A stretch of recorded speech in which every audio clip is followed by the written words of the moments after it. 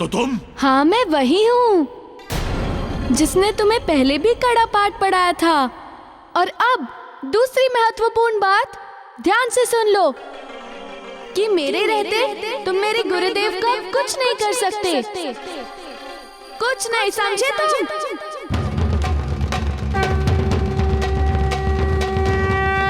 तुम पुरानी बातों का अभी तक जाप कर रहे हो, किंतु ये सत्य कैसे भूल गए कि ना तो तुम मुझे पहले रोक पाए थे और ना अब रोक पाओगे।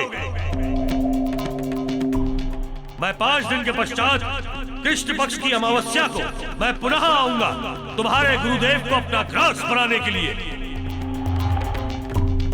कह देना उनसे तैयार रहे। देखो, मेरी तुमसे कोई शत्रुता नहीं है। यदि मित्रता है तो तुम मेरे मार्ग में बाधा मत बनो। तुम मुझे मेरे मन की इच्छा पूर्ण करने दो।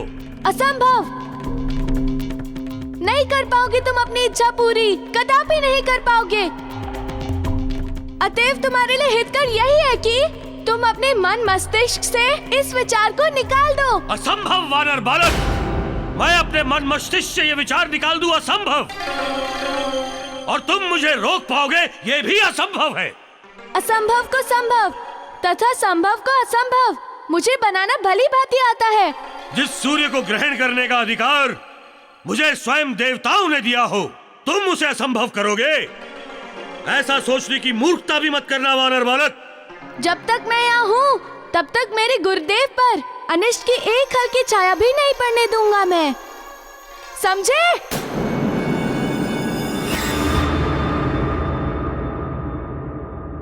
भलाई इसी में है कि तुम यहाँ से चले जाओ।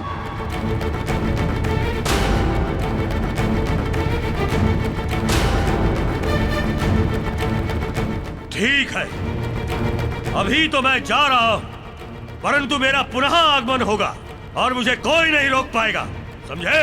तो ठीक है, आना। मैं भी यही तुम्हारी प्रतीक्षा करूंगा।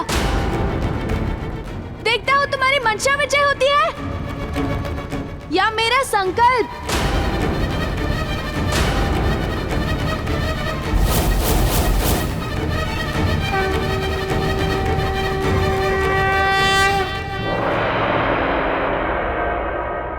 आप चिंतित ना हो गुरुदेव। नहीं मारुति, मैं चिंतित नहीं हूं।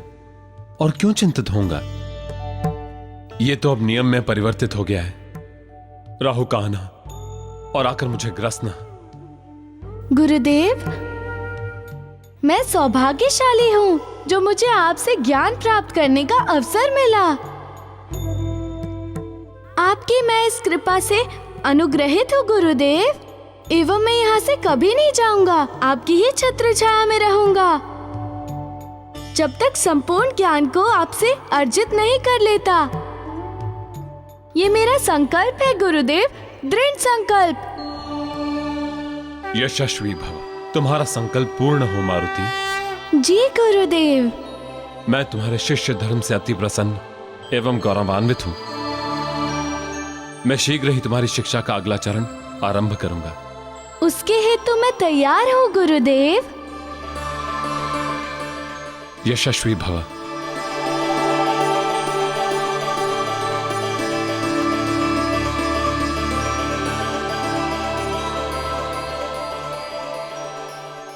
प्रभु, जिस कार्य हेतु मेरा इस धरती पर अवतरण हुआ है, आपकी कृपा से मैं उस दिशा में मैं स्नेह आगे बढ़ रहा हूँ।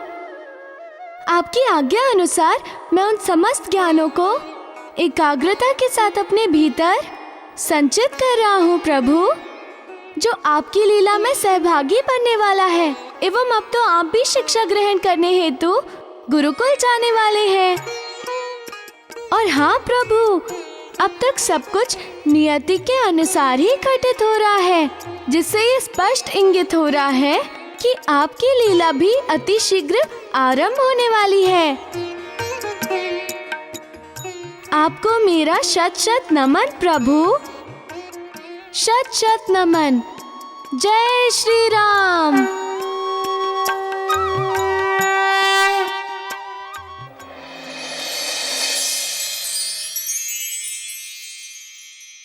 महाराज की जय हो।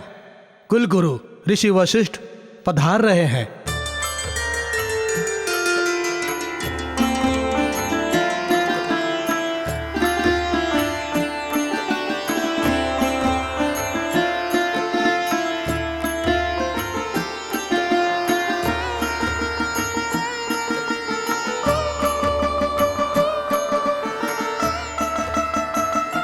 अहो भाग्य कुलगुरु, आपके दर्शन पाकर हम धन्य हो गए। सादर प्रणाम। कल्याण हो। पधारिए गुरुदेव।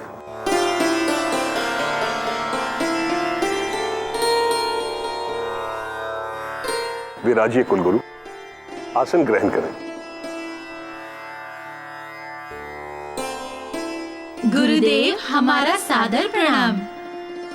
कल्याण हो। महारानी। जी महाराज। गुरुदेव हेतु जलपान की शीघ्र व्यवस्था की जाए। जी। इसकी कोई आवश्यकता नहीं है। क्यों गुरुदेव? सर्वप्रथम मैं उस उद्देश्य को तो बता दूं, जिस उद्देश्य से मैं यहां आपके पास आया हूं। आप जो कहें। आदेश करें गुरुदेव। मेरा यहां आने का उद्देश्य यह है राजन, कल वसंत पंचमी है। राजकुमारों को गुरुकुल ले जाने का कल ही शुभ योग भी है। इसलिए मैं राजकुमारों को अपने साथ गुरुकुल ले जाने आया हूं।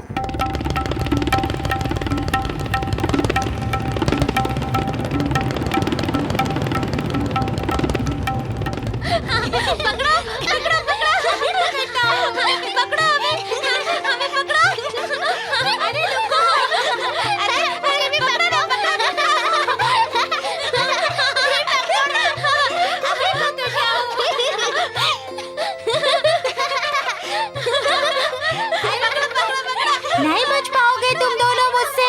कितनी भी तत्परता से भाग लो, पकड़ लूंगा तुम दोनों को। नहीं पकड़ सकते। पकड़ो, पकड़ो। आदेश शिरोधार्य है कुलगुरु। आप अवश्य उन्हें अपने साथ ले जाएं। किंतु राजन, गुरुकुल गमन से पूर्व कुमारों का उपनयन संस्कार होगा, क्योंकि गुरुकुल में प्रवेश से पहले उपनयन संस्कार करना अति आवश्यक होता है। इसलिए आप उपनयन संस्कार की व्यवस्था करें। जी कुलगुरु। महारानी। जी महाराज।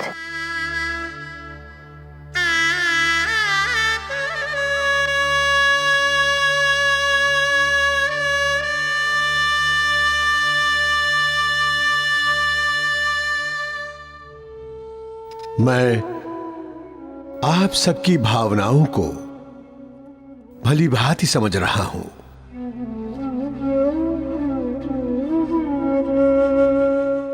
आपके हृदय में उत्पन्न होने वाली व्यथा को आपके मुखमंडल पर देख रहा हूं। मैं जानता हूं राजन कि यह आपके लिए कितना कठिन है, अपनी संतान को स्वयं से दूर करना या उसे दूर भेजना प्रत्येक माता पिता के लिए असहनीय होता है। किंतु राजन, बच्चों के भविष्य के लिए, या यूं कहिए कि उनके उज्जवल भविष्य के लिए, यह कार्य प्रत्येक माता पिता को करना ही पड़ता है।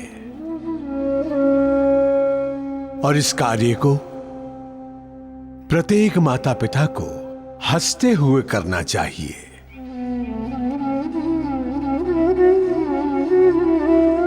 राजन, संतान केवल प्रेम करने के लिए नहीं होती, उसे उसके कर्तव्य का, समाज के प्रति उसका क्या उत्तरदायित्व है, ये बोध कराना भी प्रत्येक माता पिता का प्रथम कर्तव्य होता है।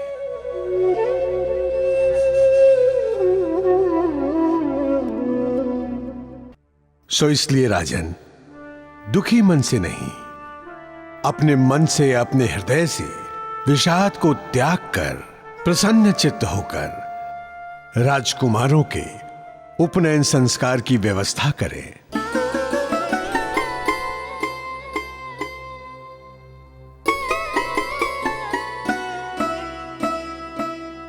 कल्याण हो।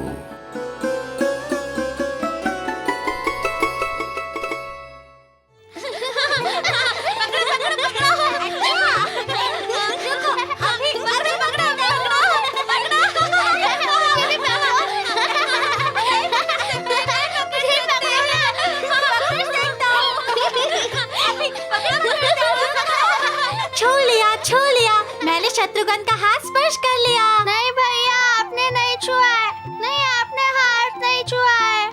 शत्रुघ्न मेरे अनुज, मैंने तुम्हारा हाथ स्पर्श किया है। नहीं किया भ्राताश्री, आपने स्पर्श।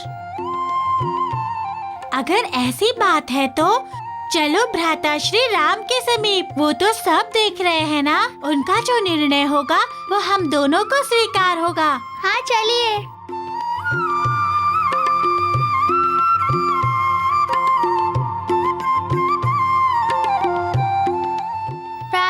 भ्राताश्री, आप हमारे विवाद का निर्णय कीजिए। कैसा विवाद? विवाद ये है भ्राताश्री कि हम खेल रहे थे। उस खेल में संतरी जिसे स्पर्श कर लेता है वो अपराधी हो जाता है। अब अनुज लक्ष्मण का कहना है इन्होंने शत्रुघ्न के हाथ को छू लिया तथा अनुज शत्रुघ्न कहते हैं कि स्पर्श नहीं किया। आप तो देख रहे थे ना हमें खेलते हुए भ्राताश्री। आप बताइए कि कौन उचित कह रहा है?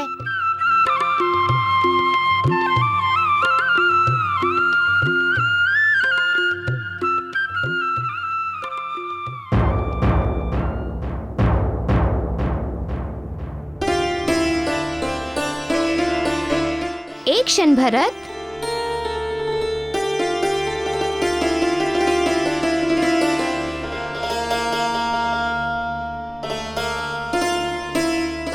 माते, आप सब क्या बात है? माते, आप लोग इतना उदास एवं दुखी क्यों हैं? क्या हुआ माते? क्या हुआ बताइए ना। आंखें भी सजल हैं। अब तो ये आंखें बरसों ही सजल रहेंगी राम। इन आंखों ने तुम लोगों की छवि के स्थान पर आंसुओं को निवास करने का निमंत्रण दे दिया है पुत्र। हर क्षण, आठों पहर राम, आठों पहर।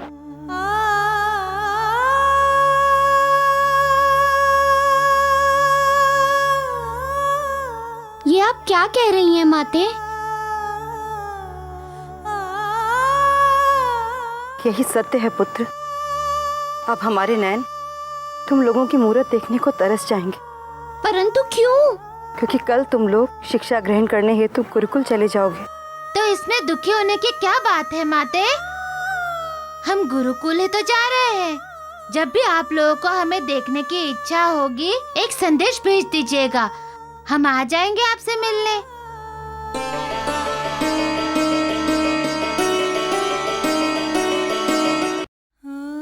नहीं पुत्र, गुरुकुल के अपने कुछ नियम होते हैं, कठोर नियम। जब तक तुम लोगों की शिक्षा पूर्ण नहीं हो जाती तब तक तुम यहाँ नहीं आ सकते।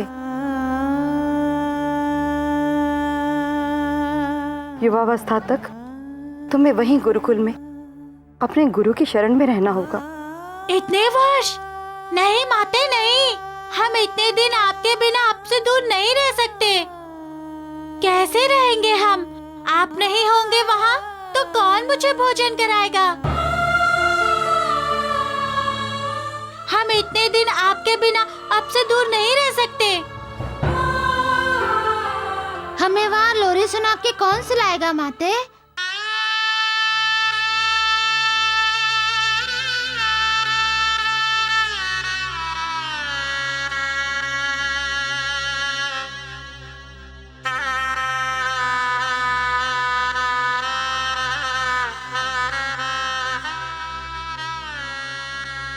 अनुजों, वहाँ हमारी माताएं नहीं होंगी, किंतु गुरु माताएं तो होंगी।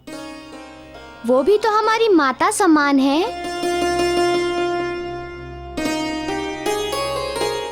और फिर सबसे पहले मैं हूँ ना, तुम लोगों का ध्यान रखने हेतु।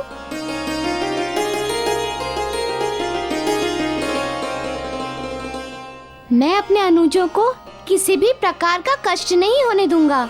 हम जानते हैं भ्राताश्री कि आपके रहते हमें किसी प्रकार का कष्ट नहीं होगा। अतएव जहाँ भ्राताश्री वहाँ हम।